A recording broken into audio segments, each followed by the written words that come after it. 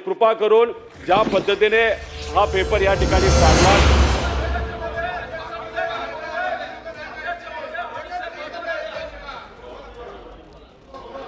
अध्यक्ष महोदय, एक मिनिट दादा, या स्थगनाच्या माध्यमातून अध्यक्ष महोदय, एमपीएससी विद्यार्थ्यांचा प्रश्न खरं तर आम्हाला मांडायचा होता।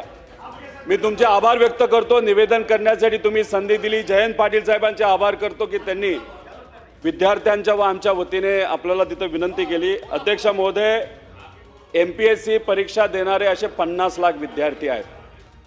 काही दिवसांपूर्वी महाराष्ट्र लोकसेवा आयोग यांनी एक परिपत्रक अध्यक्ष महोदय तिथं काढलं।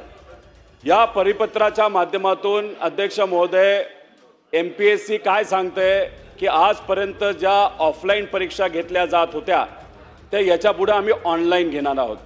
अध्यक्ष महोदय, असे अनेक उदाहरणं आहेत ज्याच्यामध्ये ऑनलाईन परीक्षा जेव्हा घेतल्या गेल्या त्याच्यामध्ये भ्रष्टाचार झाला, पेपर फुटला।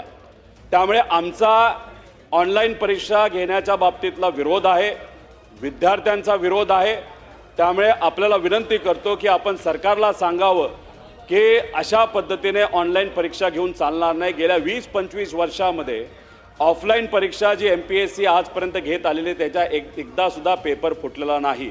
नॉर्मलायझेशनचा मुद्दा आहे, पेपर फुटीचा मुद्दा आहे, लांबचे परीक्षा केंद्र त्या ठिकाणी दिले जातात तोही मुद्दा आहे। काल अध्यक्ष महोदय, छत्रपती संभाजीनगरमध्ये विद्यार्थ्यांनी खूप मोठं आंदोलन घेतलं होतं, आम्ही सर्वजण तिथे होतो। याच्या आधी विदर्भामध्ये सुद्धा, वर्ध्यात असू द्या, अमरावतीमध्ये असू द्या, मोठं आंदोलन झालं। अध्यक्ष महोदय, मुख्यमंत्री साहेबांना भेटलो, विनंती केली, ते म्हणाले की आम्ही सकारात्मक आहोत, आम्ही चर्चा करू। उपमुख्यमंत्री साहेबांना भेटलो।